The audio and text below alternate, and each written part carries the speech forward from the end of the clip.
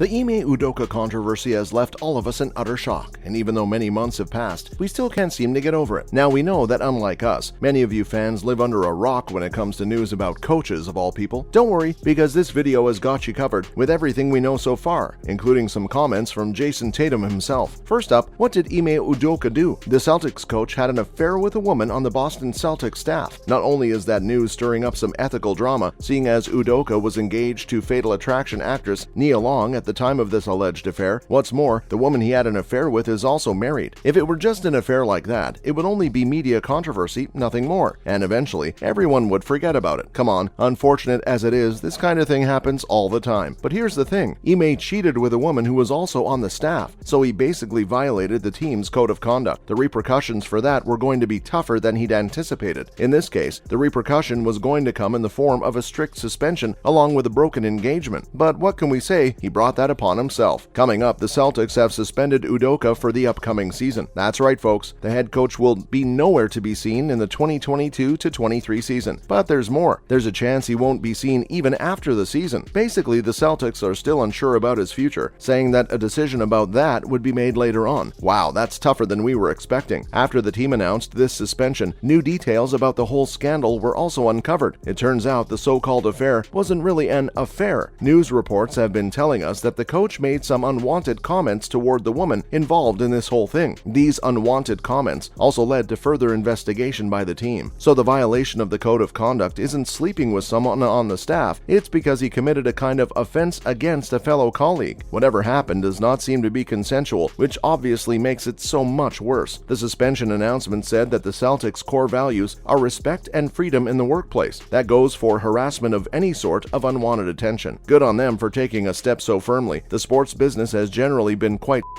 so it's great to see it improving. Next, Ime was engaged to actress Nia Long prior to the whole thing. The 45-year-old has been in a relationship with Nia for the past 13 years. They even have a child together who's around 11 years old right now. In 2015, the pair got engaged despite the actress previously saying that they may never marry. Well, she wasn't wrong. After 13 years, the ex-couple is both going their separate ways. A source revealed that the whole situation has been pretty distressing for the 51-year-old actress, but she's redirected all her focus on her son Kez and rebuilding her life. Speaking of Kez, while the couple is no longer together, they're still going to be co-parenting their son, which is honestly refreshing to hear. The split came right after the Celtics had an open press conference to address the suspension. Angry with Ime as she may be, Long was still disturbed by how the news was being handled by the Celtics and the news. She revealed that it was heartbreaking to watch her son's face during the conference, saying that the Boston Celtics organization decided to make a very private situation public. She also slammed the Celtics on another occasion, saying that no one from the organization had called to see how she was doing. Well, listen here, Nia. We completely understand that you're sad and dealing with a lot right now, but it's really not the Celtics' job to check up on you. That's on your ex, who, by the way, couldn't care less by the looks of it. The team doesn't deserve any hate. Oh, and workplace harassment isn't a private matter. Following up, what was said at the press conference? Obviously, we can't transcribe the entire press conference for you, but there's one very important thing they did. Brad Stevens made it a point to call out the baseless speculation and controversies floating around on Twitter, especially about the women working for the Celtics. We're glad he stood up for them, and we hope other organizations take this incident as an opportunity to learn and grow as well. Speaking of Brad Stevens, we're sure a lot of you have many burning questions about who will be the next Celtics coach, right? Well, we'll give you a hint. It's not going to be Brad. He made that abundantly clear. Stevens had coached the team for 8 seasons before getting an office role and giving the reins to Udoka. He's categorically said that he won't be coaching the team during Ime's suspension. So, who's it going to be? Moving on, the assistant coach just jumped up the ladder. It looks like Boston's assistant coach, Joe Mazzulla, will be taking over Udoka's role. He's going to be the interim coach for this season. Mazzulla has been one of the 2 lead assistant coaches for the team. The other one was Will Hardy, who'd already left for a head coach position in Utah. Naturally, Joe was next in line, and he's been doing amazing. The Boston Celtics have been performing better than ever under his touch. The first 15 games might have possibly solidified his position in the team, and it looks like everything's aligned for this 34-year-old to become the next long-term coach for the Celtics. Well, except for one tiny detail, Ime is still the head coach. He's only suspended right now, not fired. But sources tell us that the team isn't too keen on keeping him as their head coach after the scandal. It's only going to be a matter of time before Joe is given the reins full-time, and God knows he deserves it. They'd do it sooner if they could. The only reason they're not is that they can't fire a coach mid-season. If they did that, the team would be liable to give him a payout. Our guess is that they're trying to see if the head coach can get an offer from somewhere else and leave gracefully on his own. He was almost going to go with the Nets, but that's out of the picture now, and we don't think Udoka is going to just re-sign with another job lined up. Joe might have to wait for a long time. Next up, what does Matt Barnes have to say about it? The former basketball player was quite upset when Ime's suspension news broke out. He took his disagreement with the announcement to Instagram, saying that consensual relationships are common in the NBA, and suspending someone as good as Udoka just because of that is a terrible decision. And a year-long suspension? The Suns owner Robert Sarver got something like that because of racist and